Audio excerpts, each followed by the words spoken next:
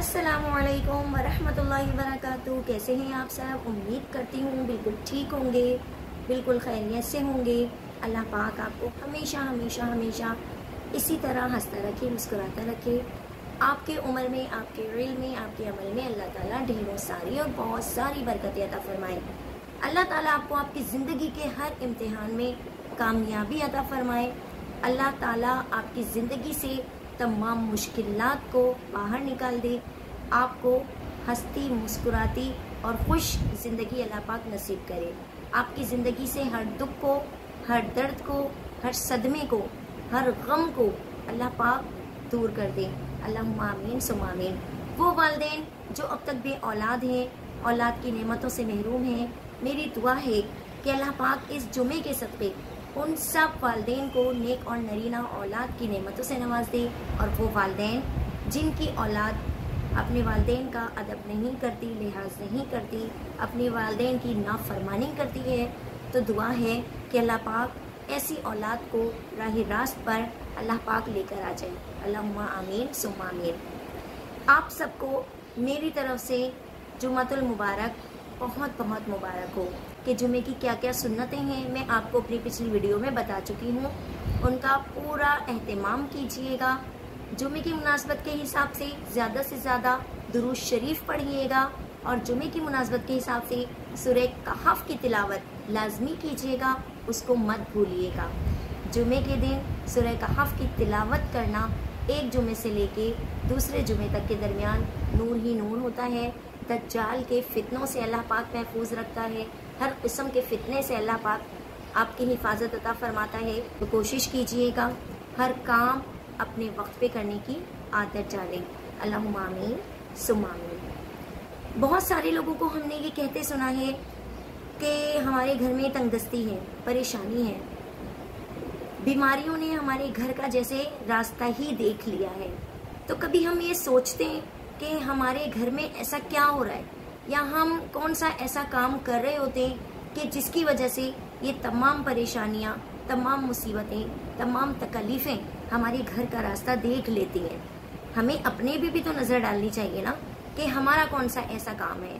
वो कहते हैं ना कि जब हम अपने किसी अमल से, अपने किसी काम से अपने वालिदैन को नाराज़ करते हैं तो हमारे वालिदैन हमसे नाराज़ होकर बैठ जाते हैं, और जब तक हम उनसे मुआफ़ी नहीं मांगते वो हमसे नाराज़ ही रहते हैं। और जब हमारे वालिदैन हमसे नाराज़ होते हैं तो हमसे ये चीज़ बर्दाश्त नहीं हो रही होती कि हमारी मम्मा नाराज़ हैं, हमारे पापा नाराज़ हैं, तो हम उनको मनाने के लिए कुछ ना कुछ कोशिश करते हैं।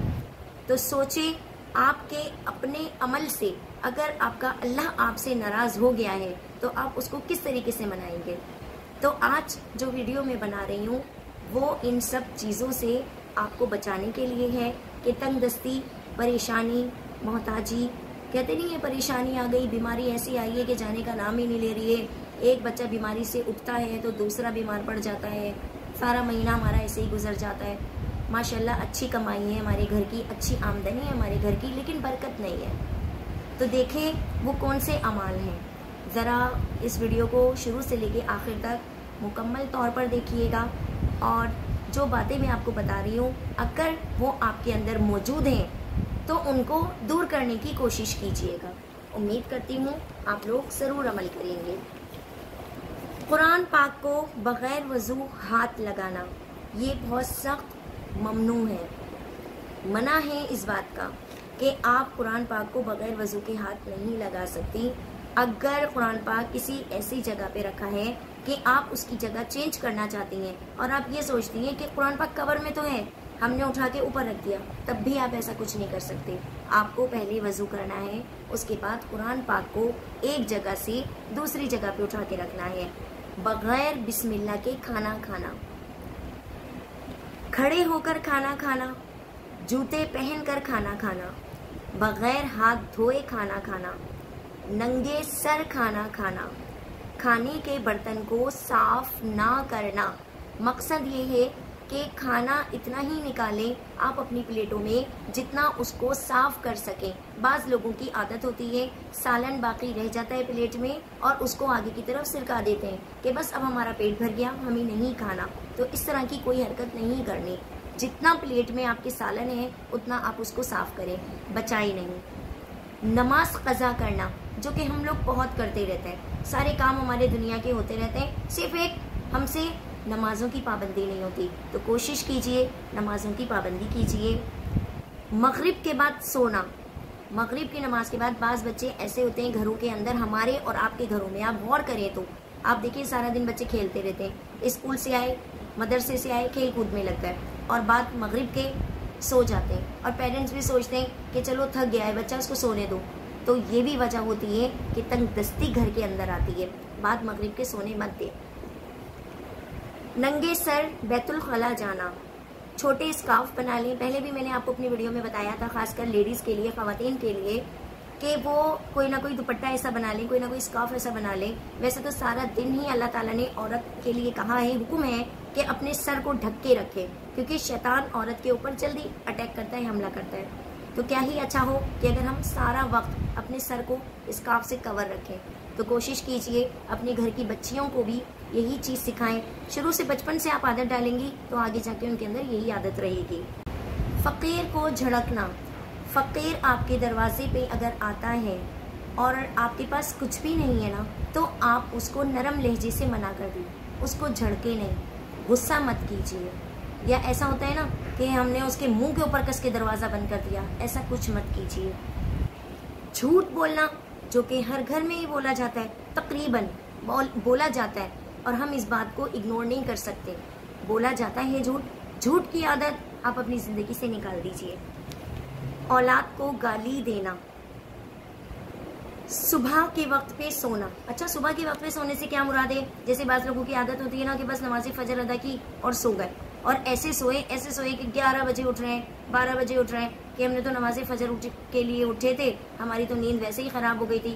اور بعض خواتین کی بھی عادت ہوتی ہے بچوں کو اسکول بھیجنے کے بعد آرام سے دروازہ بند کرتی ہیں، گھر بند کرتی ہیں اور سو جاتی ہیں. تو اس سے بھی تنگ دستی گھر کے اندر آتی ہے. اہل و عیال سے لڑتے رہنا. اپنے گھر کے ماحول کو اتنا اچھا بنائیں کہ لڑائی جھگڑے کی نوبت ہی نہ آئے. لڑائی جھگڑا ویسے بھی گھر میں، اگر ہمارے گھر میں لڑائی جھگڑا رہتا ہے تو ویسے ہی ذہنی ڈپریشن کا ہم شکار ہو جاتے ہیں. تو کوشش کیجئے کہ گھر میں لڑائی جھگڑے کو بالکل نہ ہونے دیں، ختم کر دیں. آپس میں تو میں جو چلتی رہتی ہے اس کو ختم کر دیں. کھڑے ہو کر نہانا. اکثر والداؤں کو بھی میں نے دیکھا ہے، میں دوسروں کے بارے میں کیوں کہوں، میں خود یہ کام کرتی ہوں کہ جب بچے کو نہلانا ہوتا ہے تو میں اسے کھڑا کر دیتی ہوں اور اس کو نہلاتی ہوں. تو کھڑے ہو کے بچے کو آپ نے نہیں نہلانا، وہی کام آپ بیٹھ کے بھی کر سکتی ہیں، اس کو بٹھا کے بھی نہلا سکتی ہیں. تو کوشش کریں کھڑے ہو کے نہ تو خود نہائیں اور بچوں کو بھی منع کریں، اور اگر کسی بچے کو نہلاتی بھی ہیں تو اس کو بھی بٹھا کر نہلائیں. کھڑے ہونے کے لیے سختی سے منع کر دیجئے. اپنے گھر کے بچوں کو بھی یہ بات سکھائیے کہ بیٹا کھڑے ہو کر. بعض گھروں میں شاور لگے ہوئے ہوتے ہیں اور بچے بڑے مزے سے جاتے ہیں شاور کے نیچے کھڑے جاتے ہیں. بچے کیا، بڑے بھی یہی کام کرتے ہیں. تو اس سے تنگ دستی آتی ہے. اس چیز کو بھی آپ نے ختم کرنا ہے. بیت الخلا میں باتیں کرنا. ویسے بھی بیت الخلا گندی جگہ ہے، شیطانی جگہ ہے، نجاست کی جگہ ہے، تو وہاں پہ باتیں نہیں کرنی ہے. بعض لوگوں کی عادت ہوتی ہے گنگنانے کی، تو اس چیز سے اپنے آپ کو محفوظ رکھنا ہے. امید کروں گی آج کی میری ویڈیو آپ کو پسند آئی ہوگی، اور جتنی بھی باتیں میں نے بتائی ہیں اگر وہ آپ کی زندگی میں شامل ہیں، اور ان باتوں میں سے کوئی سی بھی چند باتیں ہوں گی جو آپ لوگوں کے گھروں میں ہوتی ہوں گی، یا آپ خود غور کیجئے گا کہ جو باتیں بھی آپ کو میں نے بتائی ہیں وہ سب آپ کے گھر میں اگر ہوتا ہے تو اس کو دور کرنے کی کوشش کیجئے. دیکھیں، ہمارا کام ہے بتانا، آپ کا کام ہے عمل کرنا نہ کرنا. کوئی کسی کے ساتھ زبردستی نہیں کر سکتا، لیکن اگر ہم چاہتے ہیں نا کہ ہماری زندگیوں میں پریشانیاں ختم ہو جائیں، تنگ دستی سے ہماری جان چھٹ جائے، فاقے کی نوبت ہمارے گھر میں نہ آئے اور بیماریاں ہمارے گھر کا راستہ نہ دیکھیں، تو جو باتیں میں نے آپ کو بتائی ہیں اگر وہ آپ کے اندر موجود ہیں تو اس کو دور کرنے کی کوشش کیجیے. یہ مت سوچیں کہ آپ نے یہاں سے سنا اور یہاں سے نکال دیا. ایسا مت سوچا کریں اور ایسا مت کیا کریں کہ یہ تو ساری فضول چیزیں. یہ فضول چیزیں نہیں ہیں، یہ ہمیں معلوم نہیں چل رہی ہوتی اور ہم عمل پہ عمل کر رہے ہوتے ہیں. جو بس چلتا آ رہا ہے وہ ہم کر رہے ہوتے ہیں. اگر ہمیں کوئی بات کوئی سمجھاتا ہے تو وہ بات ہماری بہت دیر سے سمجھ آتی ہے، لیکن اگر آپ سمجھ کر عمل کریں گے تو آپ کے اپنے لیے بہتر ہوگا، آپ کے اپنے لیے فائدے مند ہوگا. کوشش کیجئے کہ اپنے بچوں کو عادت ڈالیں ہر چیز کی دعا پڑھنے کی. پہلے بھی میں نے آپ سے بتایا تھا پہلے بھی میں نے آپ کو بتایا تھا کہ 40 مسنون دعائیں ہیں. اگر دین کے حساب سے دیکھا جائے تو 40 مسنون دعائیں ہیں جو ہر مسلمان کو یاد ہونی چاہیے. کھانا کھانے سے پہلے کی دعا، جب دسترخوان لگائیں بچوں کو تلقین کیجیے، با آواز بلند کہیے کہ بسم اللہ الرحمن الرحیم پڑھو، بسم اللہ وعلا برکت اللہ تعالی پڑھو. تو یہ دعا آپ کو عادت ڈلوانی ہے. اگر بچوں نے بسم اللہ نہیں پڑھی یا آپ دسترخوان پہ لے جا کر بیٹھے ہیں تو اپنے بچوں سے پوچھیں کہ آپ نے دعا پڑھ کے کھانا شروع کیا. اگر بچے منع کریں کہ نہیں ہم نے دعا نہیں پڑھی تو ان سے کہیں بیٹا اب آپ کو کھانے کے درمیان کی دعا پڑھنی ہے. وہ کون سی دعا ہے؟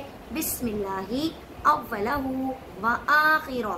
دیکھیے چھوٹی چھوٹی باتیں آپ جب اپنے بچوں کو سکھائیں گی تو وہ سیکھیں گے.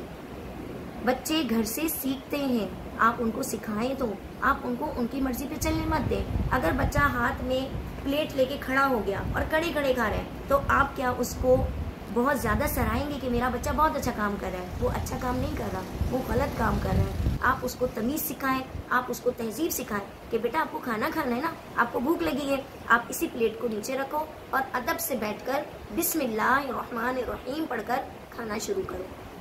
اور جب وہ بچہ کھانا شروع کرے تو پھر اس کو تلقین کرے کہ بیٹا تھوڑا تھوڑا کھاؤ، بالکل منہ بھر کے مت کھاؤ. جب کھاؤ تو منہ سے چپ چپ چپ چپ کی آوازیں نہ آئے، اور ایک نوالے کے بعد دوسرا نوالا کھاؤ. ایسا نہیں کہ لگاتار منہ میں بھرے جا رہے ہو، سامنے دیکھنے والے کو بھی برا لگتا.